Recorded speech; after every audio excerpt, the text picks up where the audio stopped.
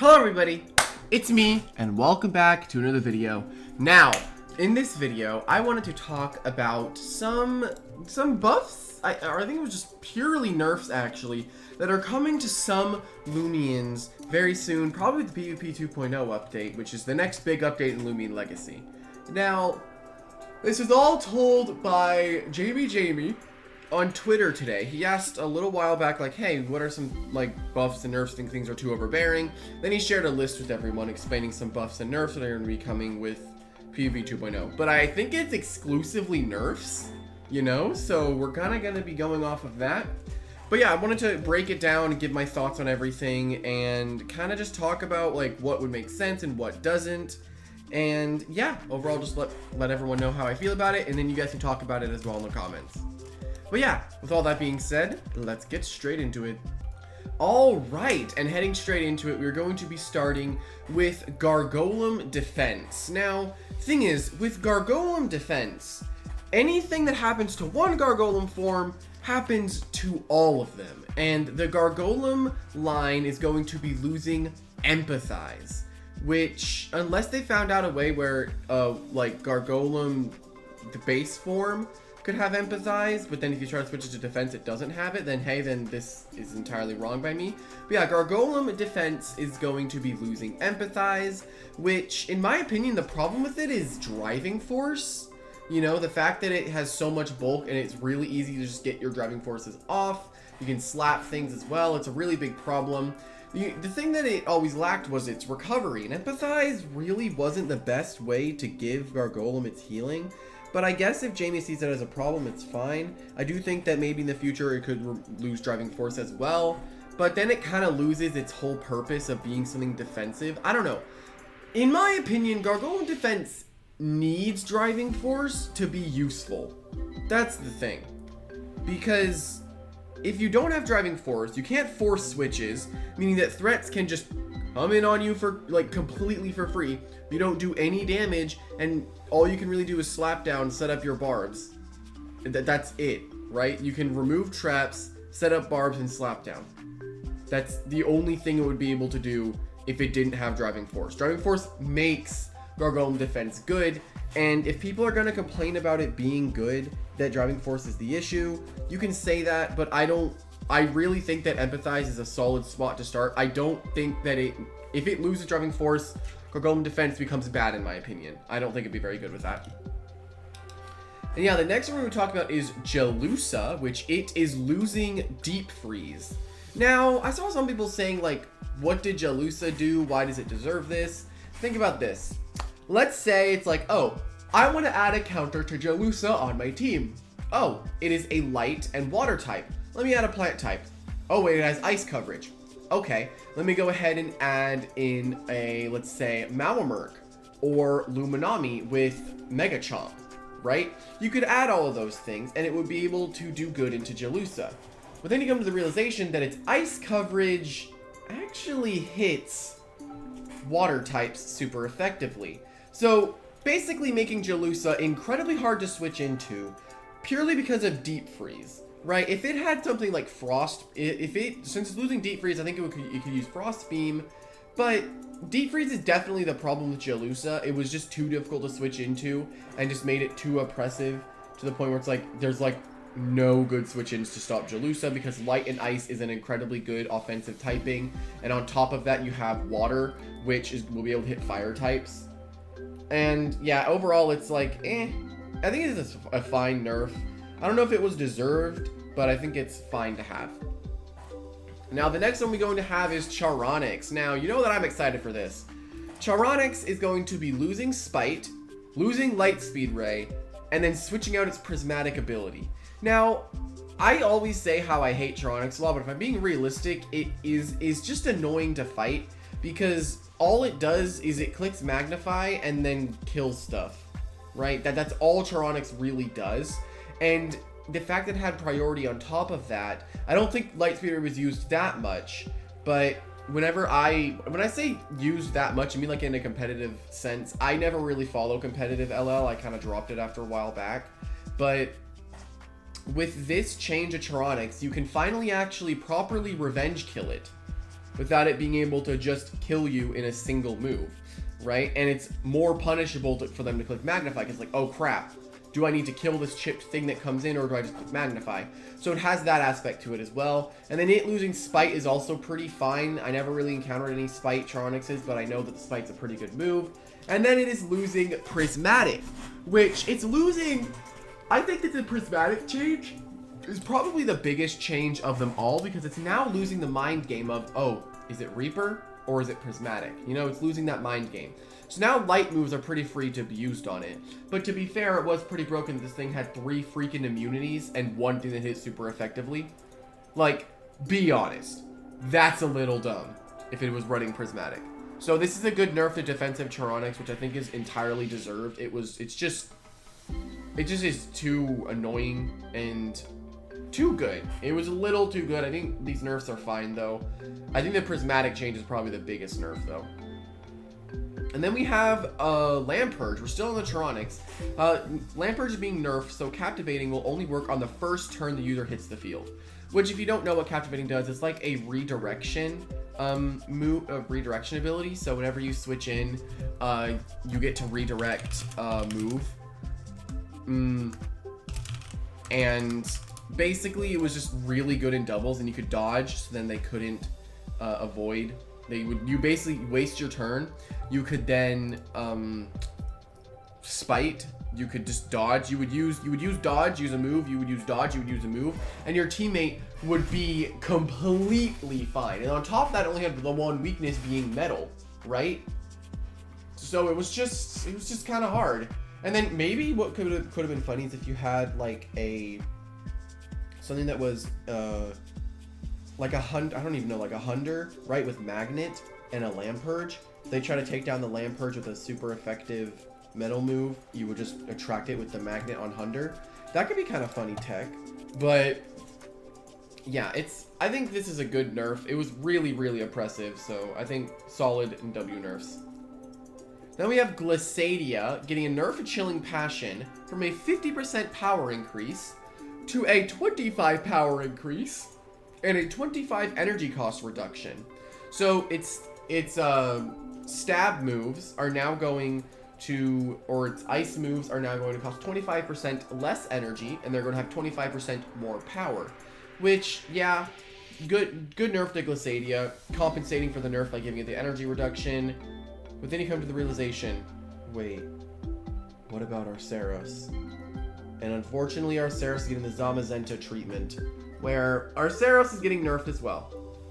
Burning Rage is being nerfed from a 50% power increase to a 25% power increase and 25 energy cost reduction. Oh man. It's Zacian and Zamazenta, where Zamazenta got nerfed because Zacian got nerfed. Oh man, poor Arceus did not deserve it. Did not deserve it. The poor guy. I mean, I think the Glissadia changes were needed, right? It was really, really good, and it was just too strong with only a few checks in the game, like a Celesting, Falkery, stuff like that, and water types that would usually be good. You would get only, you would have Deep Freeze, right? So this is a good nerf, and it just makes it do less damage, but it makes it so it can use moves more often. So it's more of like, it is a nerf, but it's not that horrible of a nerf. Then we have a change to Soulburst Eruptodon, where it is switching Hellstorm's effect with Soulburst Krakaloa's Eruption. So Soulburst Krakaloa is going to get Eruption, which will then have it'll basically, Soulburst Krakaloa is getting Hellstorm and Soulburst Eruptodon is getting Eruption, which I think is completely fair.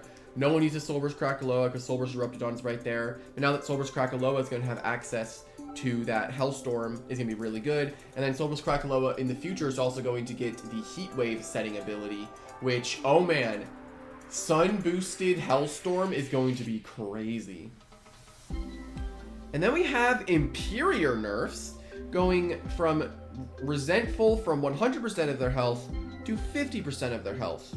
So let's say this, if you killed an Imperior at 100 health, if they had 100 health left and you killed them, you would take 100 of your own health points in damage. But thanks to this Resentful nerf, if they're at 100 health and you kill them, you would only take 50 damage instead. So basically, cuts Imperior quite literally in half, right? It was only going to get, like, let's go check the damage calc real quick. If we go to the damage calc, and then we check Imperior, right? And we go a maximum health Imperior, it gets 202 health.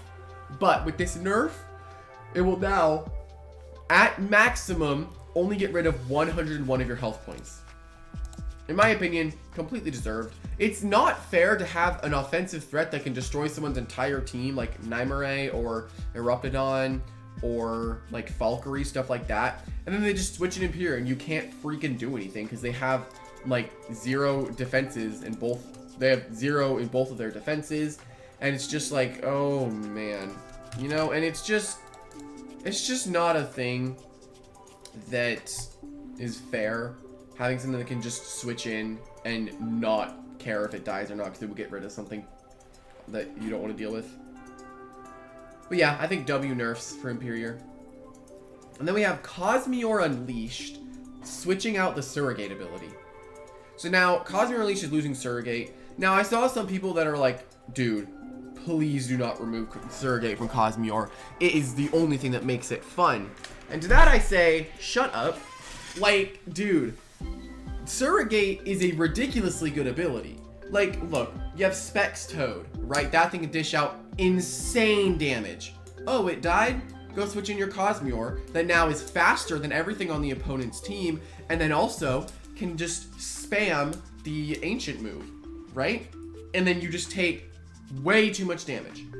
Like, look, I get it that you're like, oh, just make it so it doesn't, I saw a few people talk about this. They were like, hey, don't, just make it so it can only get a certain, like, it's restricted. So it can't get, like, Appetite, it can't get Ace, it can't get Specs. And it's like, at that point, you're nerfing the ability in general. So stuff like Dorago that wants to run Surrogate isn't going to work like that.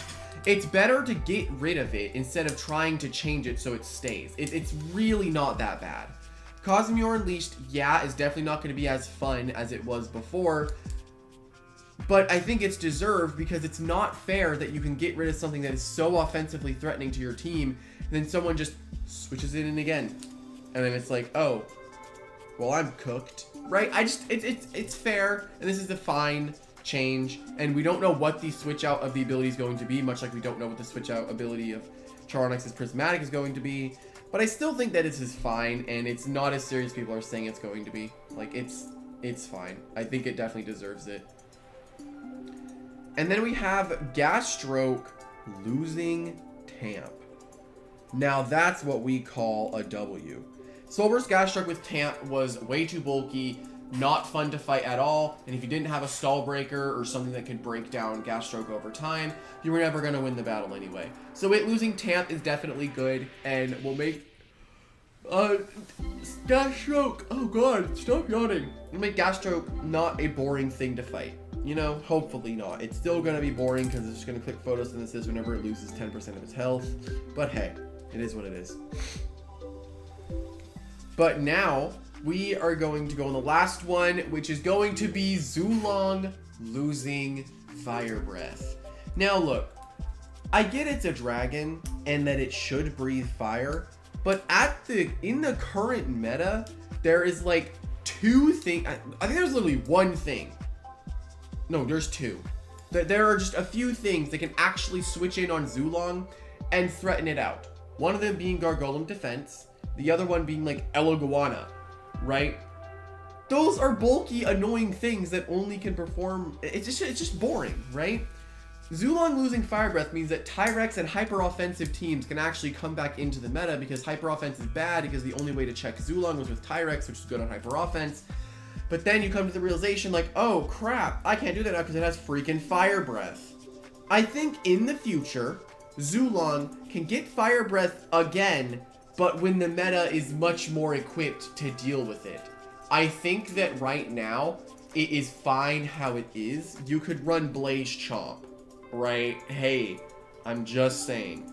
Blaze Chomp's right there. Plus, it gave it coverage to hit Ice types, Plant types, Metal, it already hit Metal types, but Metal types like Hunder, you know, that you would never one-shot normally. it was too good. And you can't tell me it wasn't too good. So, yeah, honestly, I'll leave everything up on screen now for the people that skipped over here to see it. Hello, if you want to go figure out the place that we talked about it, just go look around. I'll probably have timestamps in the description of what I'm talking about. But yeah, I'm probably not going to do the timestamps. It's fine. Just skip here if you care about looking at the thing. But yeah, overall, I think that these changes are fine. Probably the only one I have a problem with is definitely the Arceros. Like, the poor guy, what did he do? He sucked before. Why does he gotta suck even more? And then he's had a niche of like, oh my god, I have Ice Hammer now. Oh, never mind. That was a bug. And yeah, I think that people that saying, like, I saw a lot of people talking about the Gargolem and Cosmore mostly, that the issue with Gargolem was driving force. You know, I saw a few people, some people saying, like, I like reading the comments, and like, yeah, people are just very concerned, I guess. But I think that a lot of these changes are deserved and definitely are going to probably be healthy in the long run. Like, the ones I'm seeing that a lot of people are concerned about is definitely Gargolem and Cosmore, and some people are concerned about Zulong. Zulong was too good, it was too oppressive, and you could barely ever punish it because nothing could switch into it. Only things that could were boring things that no one wants to use. The Charonix nerfs are deserved. The Cosmore nerfs are completely deserved because it's not fair to have something so offensively threatening that can just grab a brokenly offensive ability. Right? Like Ace Cosmore was there, Specs Cosmore was there. It was just too good, so cope, because it's getting nerfed. And then you have, what? Someone saying Gasstroke? With Gasstroke, I'm just saying, you're boring and you need to quit. I'm kidding. But look, if you're worried about Gasstroke's nerfs, dude, you're a boring player and you like stall and you're not fun to fight. Just know that. But yeah, with all that being said, hopefully no one actually gets offended by me saying that you're boring, because I don't really care what you use. It's just, really, just don't try to like freak out about it, because it's not going to be that bad. There's going to be compensation, hopefully. But yeah, hopefully everyone enjoyed, and I will see everyone in the next one. Bye-bye.